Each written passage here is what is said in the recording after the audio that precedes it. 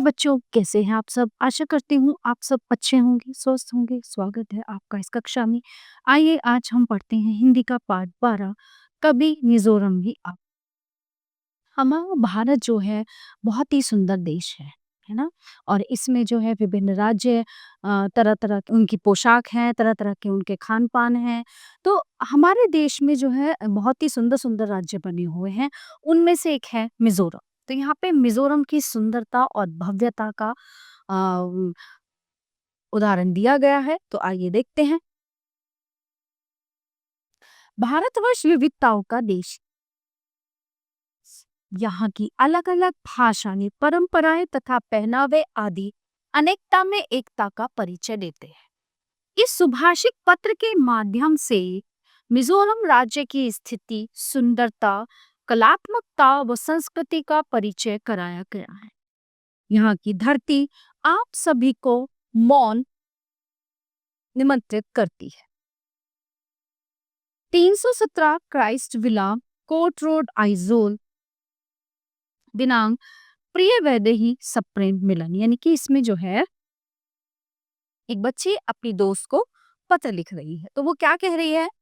हम लोगों को यहाँ रहते हुए 2 साल पूरे होने, लेकिन हर बार तुम मिजोरम आने का वादा करके ही रह जाती। शीताकाश और ग्रीष्मावकाश सब मुझे चिढ़ाती हुई निकल गईं कि तुम्हारी सहेली अभी भी नहीं आई।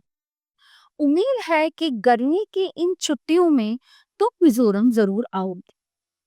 एक बार यदि मिजोरम देख लिया तो निश्चित ही यहाँ बार बार आने का मन करेगा। चलो, पत्र में तुम्हें मैं वो सब बातें बता देती हूँ जिससे तुम्हारी यहाँ आने की इच्छा और भी प्रबल हो जाएगी। मिजोरम पूर्वोत्तर भारत का एक छोटा सा प्रांत है। यहाँ की हरियाली वास्तव में देखते ही बनती है। एक मान्यता के अनुसार इसे मिजो लोगों का उर अर्थात हृदय भी कहा जाता है। शाब्दिक विश्लेषण करने पर इसका अर्थ जो का अर्थ है पहाड़ी और रंग का अर्थ है भूमि, यानी कि पहाड़ी भूमि। और हाँ, मैं मी का अर्थ बताना तो भूल गई। मी का अर्थ होता है आदमी। तो इस प्रकार मिजोरम का अर्थ है पहाड़ी आदमियों की भूमि। चलो, कुछ भी हो, मिजोरम की हरियाली से आकर्षित होकर दूर दूर से आने वाले लोगों से तो यही सिद्ध होता है कि सबे भूमि गोपाल की। मिजोरम पूर्व में म्यांमार, बर्मा की सीमा को, पश्चिम में त्रिपुरा, बांग्लादेश तथा उत्तर में मणिपुर व असम की सीमाओं को स्पर्श करता है। यहाँ की प्राकृतिक झलक तुम्हें मेरे पत्र में ही मिल जाएगी। मतलब पत्र में उसने प्राकृतिक चित्रण इतने सुंदर से किया है कि पढ़ने वाले को ऐसा लगेगा कि जैसे मैं सच में मिजोरम पहुंच गया हूँ। उन पर सीधी चढ़ाई वाले छोटे छोटे पहाड़, उन पर सीढ़ी नुमा खेतों के दृश्य देखकर ऐसा लगता है मानो किसी ने पर्वतों पर आधुनिक कृषि के सफल प्रयोग किए। एक बात तुम मानोगी कि जब प्रकृति आधुनिकता का श्रृंगार करने बैठ जाती है तो निश्चित ही उसमें चार चांद लग जाते हैं। मिजोरम की सीढ़ी नुमा खेती इसी बात का उदाहरण है। यहाँ धान के साथ साथ तिल, राई, मकई व कसावा प्रमुख रूप से उगाए जाती है। इसके अतिरिक्त फलों में अनानास, पपीता व संतरा प्रमुख है। सुगंधित पुष्पों की खेती पूरे प्रांत में गुलाब की खुशबू बिखेरती रहती है। अदरक, काली मिर्च के साथ साथ जड़ी बूटियों वाले पौधों की भी प्रचुरता मतलब यहाँ पे जड़ी बूटियों वाले जो पौधे हैं बहुत अधिक मात्रा में। कला तो जैसे यहाँ खून में बसी है। यह मुख्य रूप से जनजातीय प्रांत है। लुसाई यहाँ की प्रमुख जनजाति है।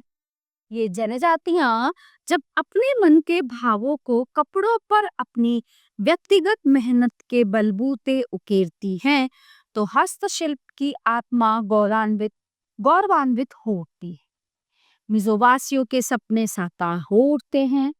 कपड़ों पर की गई चित्रकारी के मायने हम ढूंढते ही रह जाते हैं, जो ये आदिवासी सहज ही अपनी कला में पिरो देते हैं। दूसरी कलात्मकता इनके द्वारा निर्मित बांस और बेत की वस्तुओं में झलकती है। लुसाई व लखेर जनजाति के लोगों का ये शौक वास्तव में सभी को भाता है। यहाँ की एक और जनजाति है चकमा। इस जनजाति के लोग अच्छे नाविक व मछली पकड़ने वाले होते हैं। सारा मिजोरम पानी, पर्वत व पेड़ अर्थात 3 प के लिए जाना जाता है। पानी, पर्वत, पेड़। ठीक है। यहाँ झीलें खूब हैं। कर्णफुली नदी व पालाव झील यहाँ के सबसे बड़े जल स्रोत है। यहाँ वन संपदा से भरपूर घने जंगल भी हैं और दाम्पा, नगिनचुई और ताड़े अभयारण्य भी। सेरीकल्चर अर्थात रेशम के कीटों से वस्त्र निर्माण भी यहाँ की प्रमुखता है। उद्योगों की दृष्टि से भी राज्य विकास की ओर अग्रसर है। वैज्ञानिक ढंग से चाय की खेती, कृत्रिम रेशे, ट्रक व बसों के ढांचे इनमें प्रमुख हैं। यहाँ खूब पानी बरसता है। यहाँ की जलवायु सुखद है, न अधिक गर्मी न अधिक सर्दी वाले इस प्रदेश के कुछ भाग में उमस भरा मौसम भी रहता है, लेकिन इसके भी अपने कई फायदे हैं। अब तुम कहोगी कि इन सब बातों को तो मैं पुस्तक में भी पढ़ सकती थी, लेकिन यहाँ के लोकगीत व लोक नृत्य परंपरा का आनंद तो देखने पर ही उठाया जा सकता है। सभी संस्कारों, त्योहारों व रीति रिवाजों को यहाँ के लोकगीत व लोक नृत्य जीवंत कर देते हैं। चपचार, कुट, मिमकुट व थाला फांग यहाँ प्रसिद्ध कुट अर्थात त्योहार है। यहाँ के अधिकांश लोगों के किसान होने के कारण इन त्योहारों में कृषि की झलक मिल ही जाती है।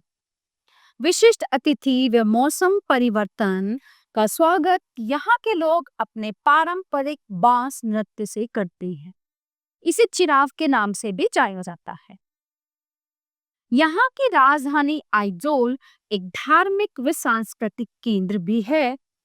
तमडिल झील यहाँ का स्थानीय जल विहार स्थल है। वेतावंग जल प्रपात, धनेजार पहाड़ी, बीच बीच में बाजार अपने आप में हमें यहाँ बार बार बुलाने का मौन निमंत्रण देती है।